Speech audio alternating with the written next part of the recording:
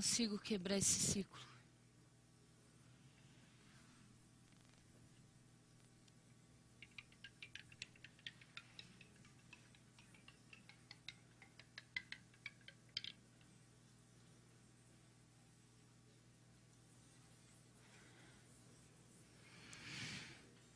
Miséria, doença, alta, reencarnação, não consigo quebrar. Miséria,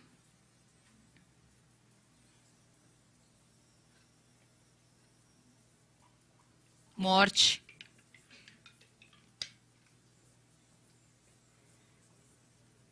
não sei como montar.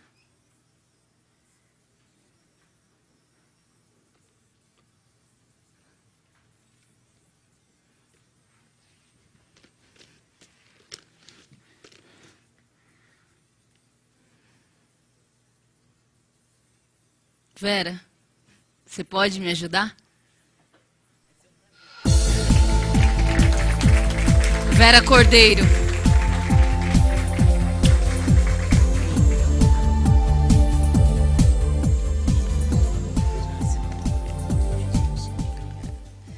Para mudar, é só apertar aqui. Gente, é uma enorme alegria. É sempre um prazer poder compartilhar uma história verdadeira. Eu quero agradecer a todos os organizadores do TED Vila Madá, a todos os nossos patrocinadores nacionais e internacionais, e a todos vocês que estão aqui hoje para ouvir essa história que tem mais de 20 anos. Aliás, vai fazer 20 anos. Bom, segundo a Organização Mundial de Saúde, 1/3 da população morre diariamente por doenças causadas pela pobreza. Doenças como 1/3 da população mundial morre diariamente por doenças relacionadas à pobreza, como diarreia, pneumonia, tuberculose, entre várias. Como vocês ouviram antes, em todos os que falaram aqui, o desafio da saúde é enorme. É enorme por quê? Porque saúde é tudo. Saúde não é só remédio, hospital. Saúde é também remédio, hospital. Mas saúde é tudo. Eu vou contar para vocês a história que exemplifica isso. Eu sou médica e, como médica, eu trabalhei de 20 anos no Hospital da Lagoa, um hospital do Rio de Janeiro. É um hospital público de excelência no Rio de Janeiro.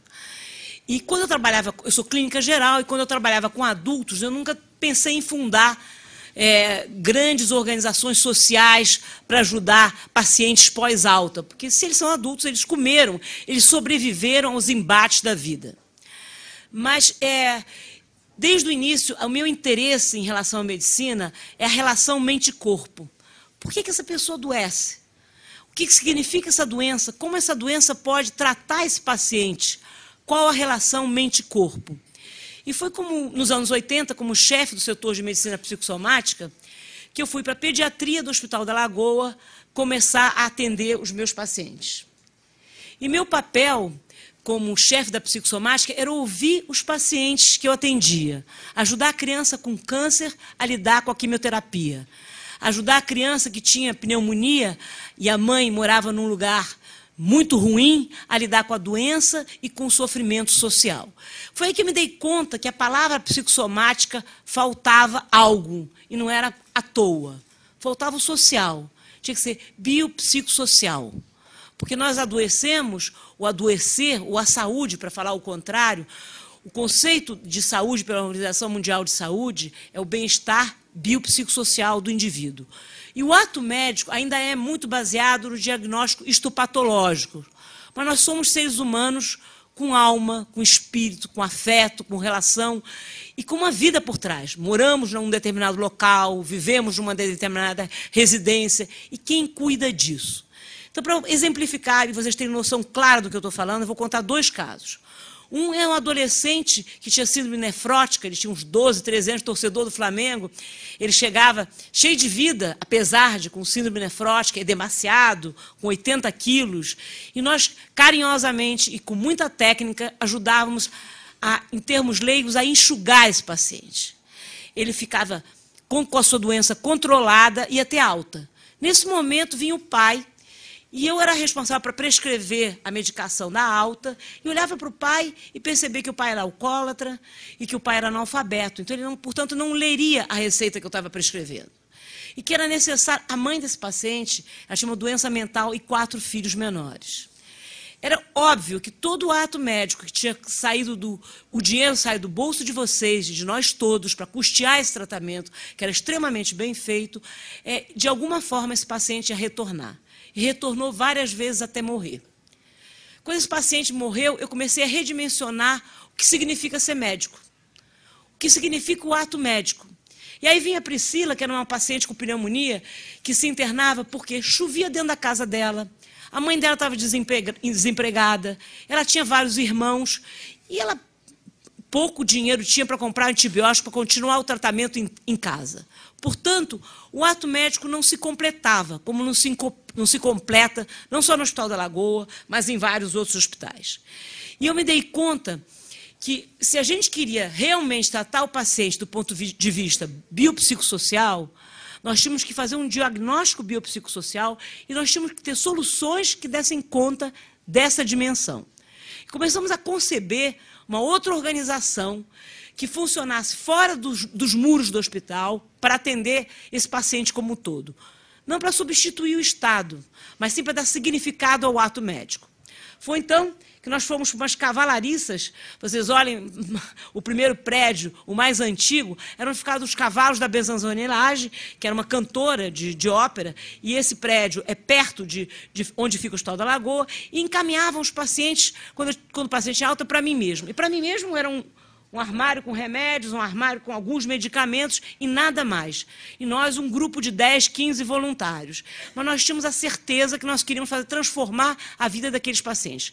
Porque as condições de vida daqueles pacientes eram a verdadeira causa das doenças. Não só no Brasil, como no mundo.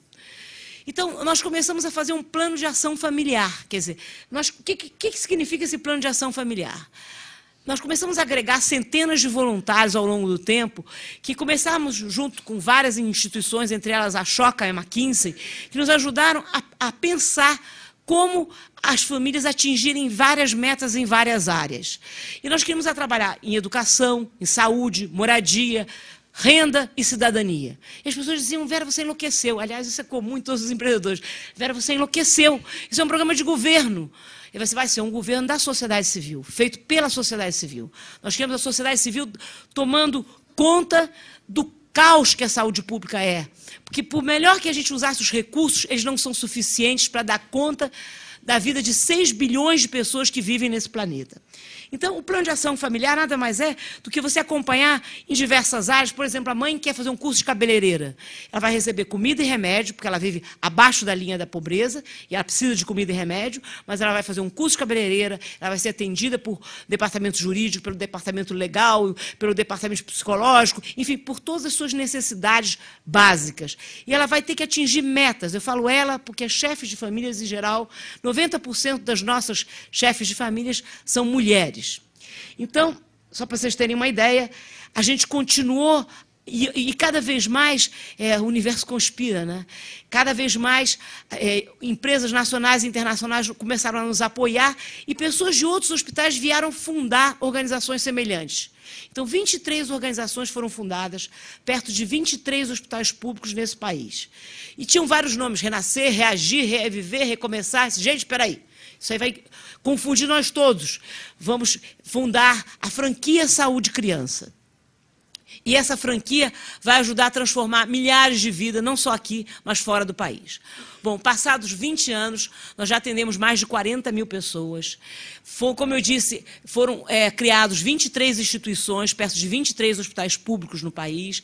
E mais do que isso, a metodologia do Saúde Criança virou política pública na cidade de Belo Horizonte. Como foi isso? Um dos nossos patrocinadores disse assim, mas isso aí é uma política de governo, isso tem que ser replicado e o governo tem que fazer para dar escala. Em Belo Horizonte, depois de 4 anos, muita luta dentro dos Centros de Referência de Assistência Social, nos CRAS, o plano de ação familiar é feito para estruturar a família. A família atingindo essas 5 metas, ela se transforma totalmente. Porque aquele paciente que dizia, doutora, como pobre eu tenho tudo, esse não me preocupava. Porque esse tinha força interior e exterior para continuar caminhando. O que me preocupava é o paciente mulher com 4 filhos que vive abaixo da linha da pobreza. Bom, nesses 20 anos nós ganhamos diversos reconhecimentos nacionais e internacionais. E o mais importante reconhecimento foi a replicação do modelo. Porque nós não queremos substituir o Estado como modelo de saúde de criança, nós queremos que cada hospital público nesse país e no mundo tenha um saúde criança, para complementar as ações que o Estado faz dentro dos hospitais. Porque o ato médico não se completa sem você entender o paciente do ponto de vista biopsicossocial. Bom, é muito interessante que centenas, legiões de voluntários, mais de 1000 voluntários nesse país que usam essa metodologia hoje em dia, eles costumam dizer, Vera, eu recebo muito mais do que eu doei.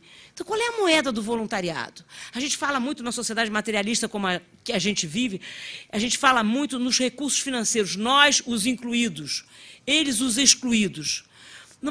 Num país em que o miserável não fala com o pobre, que não fala com classe média, que não fala com o rico, que não fala com o milionário, estamos todos excluídos, todos perdemos, porque o tecido social está esgaçado.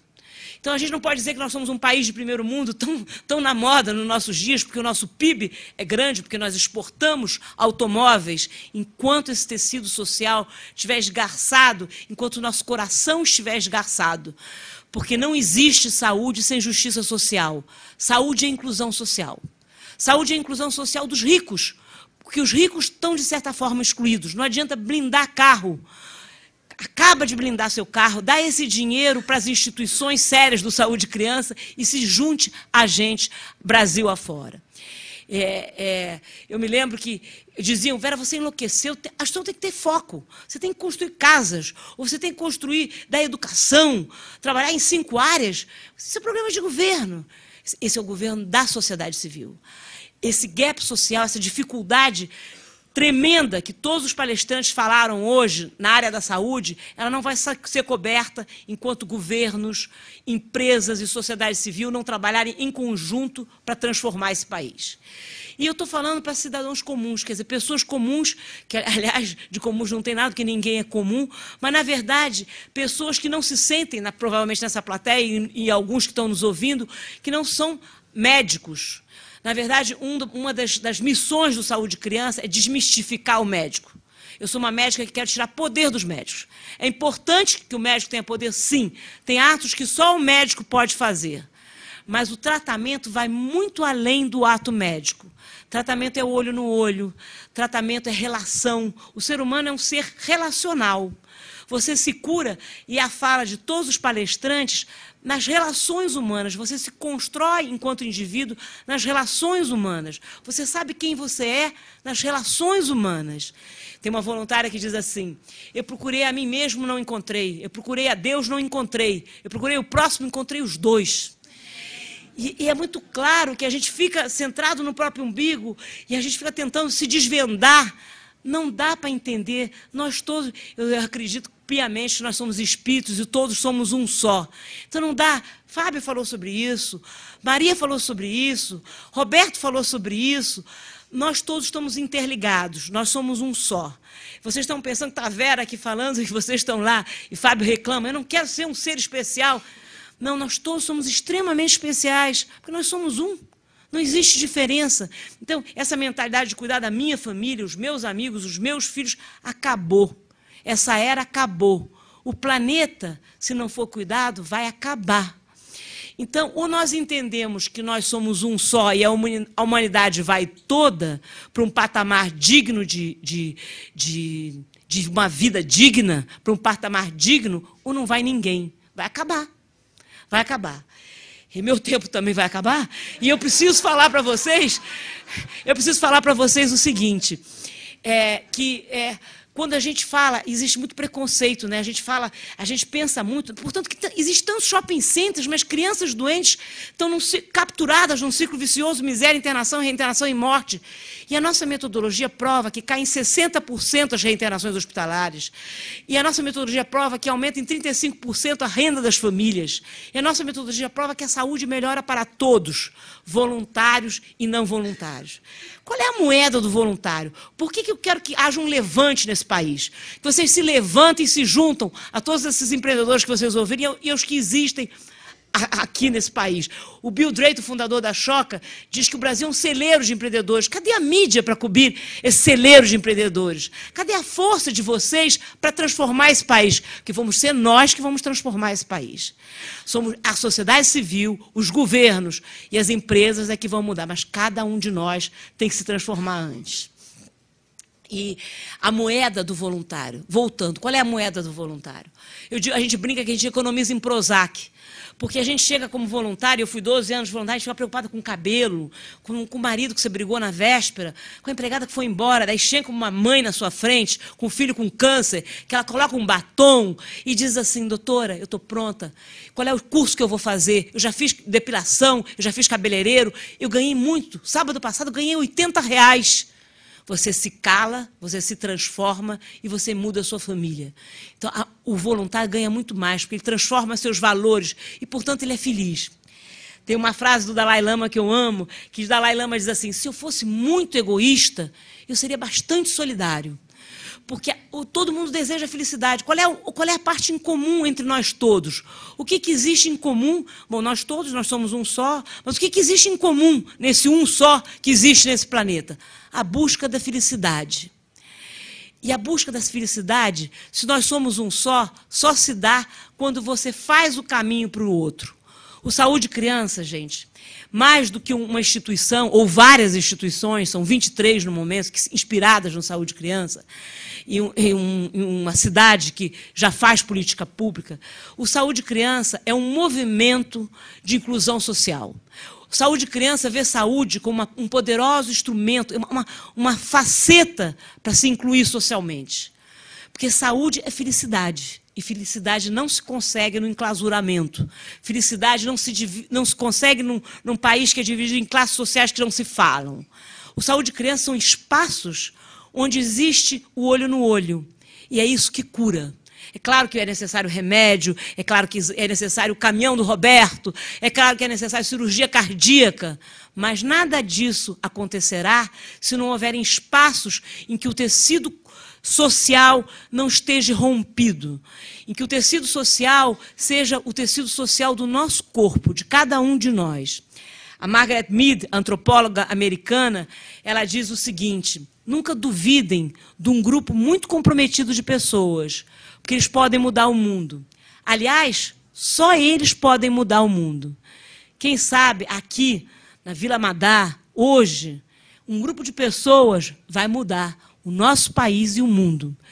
E eu quero dizer para vocês, terminar, falando que quando nós não tínhamos nada, quando nós não tínhamos recursos nenhum, quando eu vendia objetos da própria casa, esqueci de passar os sites, quando a gente muda a moradia, quando eu vendia objetos da própria casa, esse é o grupo de um dos Saúde Crianças, o grupo de voluntários da sociedade civil, quando eu vendia objetos da própria casa, veio um adolescente e disse assim, Vera, eu não tenho recurso, eu não consigo lidar com criança pobre, doente, é demais para mim, e eu não quero ser voluntário, não. Eu disse, mas que diabo você veio fazer aqui? Nós precisamos de tudo isso que você citou. Não, eu vim te dar uma poesia.